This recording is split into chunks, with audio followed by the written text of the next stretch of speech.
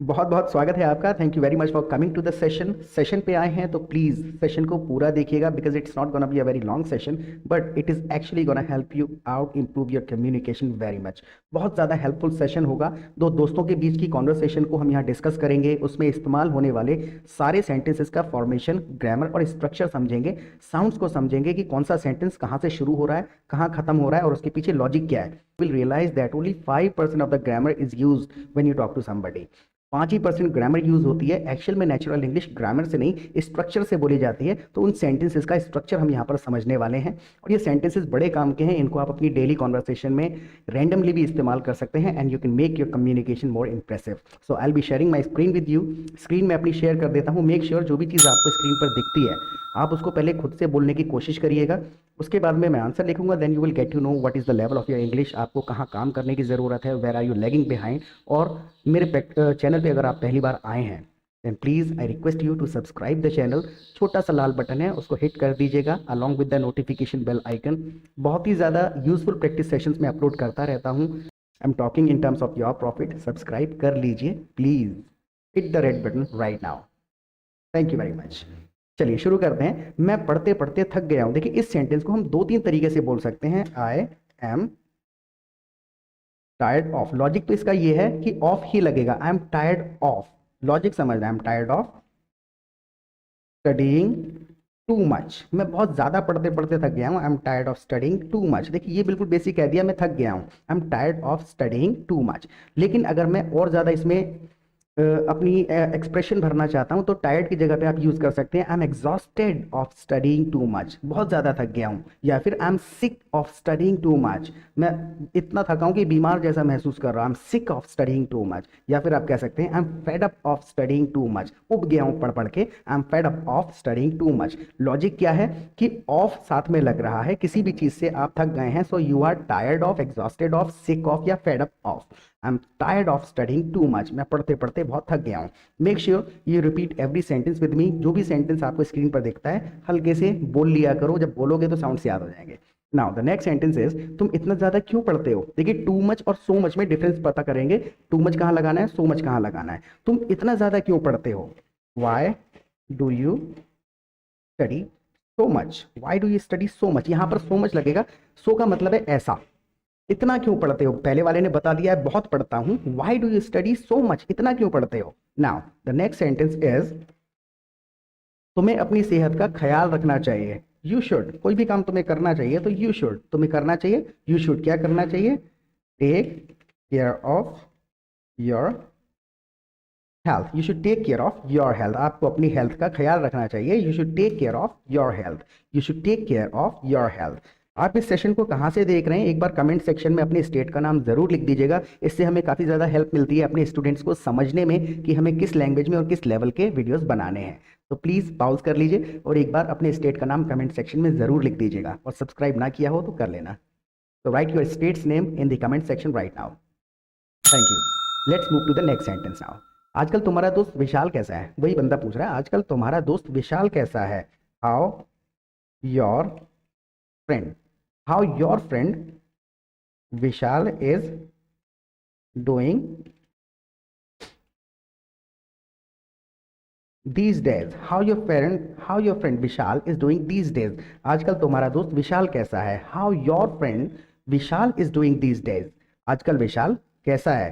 दूसरा दोस्त रिप्लाई कर रहा है ठीक ही होगा। अब वो अंदाजा लगा रहा है। इसको भी कई तरीके से बोला जा सकता है कि कितना एम्फेसाइज करना चाहते हैं। जैसे कि ही शुड बी फाइन, ठीक ही होगा।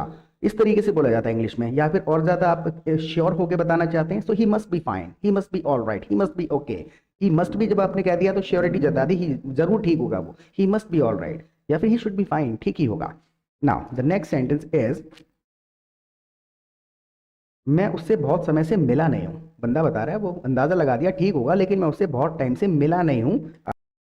I haven't. देखिए हैव नॉट का शॉर्ट फॉर्म है। जब भी मैंने कोई काम नहीं किया है I have not plus third form लगाते हैं तो आई हैव नॉट का शॉर्ट फॉर्म है आई हैवंट मेट हिम। मैं उससे नहीं मिला हूं। I haven't met him. मैं उससे नहीं मिला हूं। I haven't met him in a long time, I haven't met him in a long time, मैं बहुत समय से उससे नहीं मिला हूं, या फिर I haven't seen him in a long time भी आप कह सकते हैं। Now the next sentence is, वो पहले मुझे कॉल किया करता था जब उसे जरूरत थी। बंदा बता रहा है वो पहले कॉल किया करता था जब उसे जरूरत थी। ही यूज टू का इस्तेमाल करते हैं जब कोई काम किया जाता था। He use to call me before, वो पहले मुझे कॉल किया करता था। He use to call me before when he was in need, जब उसे जरूरत थी। when he was in need, वो पहले मुझे कॉल किया करता था। he used to call me when he was in need, जब उसे जरूरत थी तब कॉल करता था।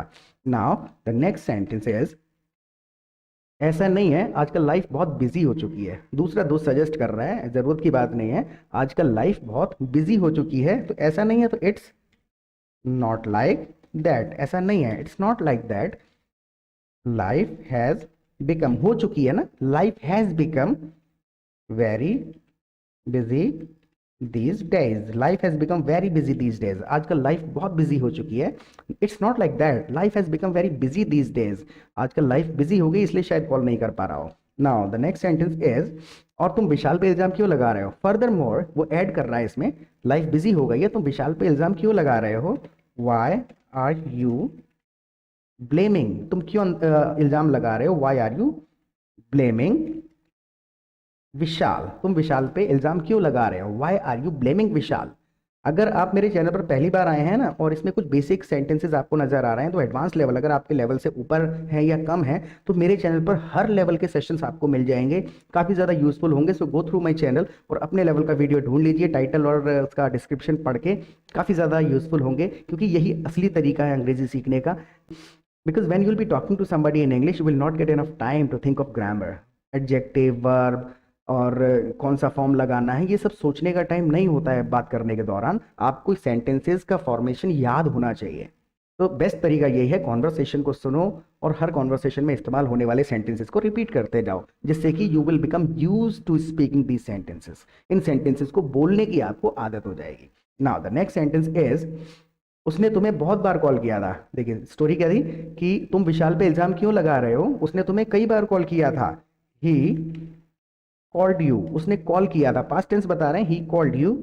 देखिए इसमें दो चीजें हैं, मेनी टाइम्स और सेवरल टाइम्स, दोनों में डिफरेंस बताता हूँ। He called you many times, देखिए मेनी टाइम्स तब होता है जब एक ही टाइम पे कई बार किया गया। जैसे मैं अभी बैठा हूं, अभी मैं कॉल करना शुरू करूं, फिर दोबारा करूं, दोबारा कर दूं, तो वो कहलाएगा आई कॉल्ड हिम मेनी टाइम्स। लेकिन अगर मैं एक दिन में अलग अलग समय पे कई सारी कॉल करूंगा, सुबह 9 बजे, 12 बजे, फिर 3 बजे, फिर शाम को कर ली, so I called him several times. Several मतलब भिन्न भिन्न समय पर, और मेनी टाइम्स कई बार।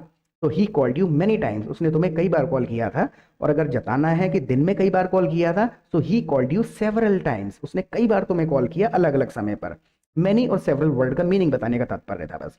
Now the next sentence is, तुम्हें कैसे पता। बंदा कह रहा है उसने कॉल किया था, तो तुम्हें कैसे पता। तो सिंपल है, हाउ डू यू नो, तुम्हें कैसे पता, how do you know that. Now the next sentence is, मैं अभी उसी के घर से आ रहा हूं। आई एम कमिंग, देखिए फॉर्मेशन ऑफ द सेंटेंस बताने का तात्पर्य है कौन सा वर्ड कहां लगेगा। आई एम कमिंग जस्ट यहां पर लगेगा, इसमें just from his house, I am coming just from his house, उसी के घर से आ रहा हूं। Now the next sentence is, और वो कह रहा था कि तुम उसकी कॉल उठाते ही नहीं हो, और वो कह रहा था कि तुम उसकी कॉल उठाते ही नहीं हो। तो ही वाज सेइंग, वो क्या कह रहा था, he was saying that you don't even answer his calls, you don't even answer his calls, he was saying that you don't even answer his calls, तुम उसकी कॉल्स उठाते तक नहीं हो, जवाब तक नहीं देते हो। Now the next sentence is, मुझे उसकी कॉल कभी आई नहीं। दूसरा दोस्त कह रहा है मुझे तो उसकी कॉल आई ही नहीं, I never got any call from him, I never got any call from him, I never got any call from him, मुझे उसकी कॉल कभी आई ही नहीं, I never got any call from him. देखिए अगर सब्सक्राइब नहीं किया है तो सब्सक्राइब कर लीजिएगा प्लीज, छोटा सा बटन है दबा दीजिए। Now the next sentence is, चलो एक दूसरे पे इल्जाम मत लगाओ, और लाइक भी कर देना। चलो एक दूसरे पे इल्जाम मत लगाओ, अब बंदा कह रहा है चलो बाकी बातें छोड़ो, एक दूसरे पे इल्जाम मत लगाओ। तो let's not blame each other, let's not blame each other, चलो एक दूसरे पे इल्जाम मत लगाओ, let's not blame each other, एक दूसरे पे इल्जाम नहीं लगाएं। नाउ द नेक्स्ट सेंटेंस, और मुद्दे को सुलझा लो, मुद्दे को सुलझा लो एंड सॉर्ट आउट कहना है सुलझाने के लिए, sort out the matter and sort out the matter. चलो मुद्दे को सुलझा लो, let's sort it out. Short में अगर कहते हैं तो इसी तरीके से कहते थे, लेट्स सॉर्ट इट आउट या फिर let's sort out the matter. Now the next sentence is न गलती तुम्हारी है न उसकी। यहां पर नीदर का इस्तेमाल होगा, नीदर एंड नॉर का इस्तेमाल होता है, ना ऐसा है ना वैसा है। Neither the fault, neither the fault is his, न गलती उसकी है, नॉर योर्स, न तुम्हारी है। Neither the fault is his nor yours. Neither it's hot nor cold, ना ठंडा है ना गर्म है। Neither it's hot nor cold, so neither the fault is his nor yours, ना गलती उसकी है न तुम्हारी है। Now the next sentence is शायद कुछ कंफ्यूजन हुआ होगा। अब यहाँ पर अंदाजा लगा रहे हैं तो सिंपल है, देयर मस्ट, और पास्ट में है देयर मस्ट हैव बीन, यानी पुराने समय में कुछ हुआ होगा। There must have been some confusion, there must have been some confusion, यानी वो श्योरिटी जता रहा है यहाँ पर, शायद जरूर कुछ कंफ्यूजन हुआ होगा। There must have been some confusion, कुछ कंफ्यूजन हुआ होगा जरूर। Now the next sentence is उसे अभी कॉल कर लो, तो सिंपल है call him up right now, call him up right now. या फिर इसको और ज्यादा अगर एक्साइटेडली कहना चाहते हैं तो call him up right away, बिल्कुल अभी कॉल कर लो, call him up right now, या फिर call him up right away, बिल्कुल अभी कॉल कर लो। और आपको ये सेशन कैसा लगा प्लीज कमेंट सेक्शन में जरूर फीडबैक दीजिएगा। देखने के लिए बहुत बहुत धन्यवाद। कल मिलते हैं, टिल देन बाय बाय।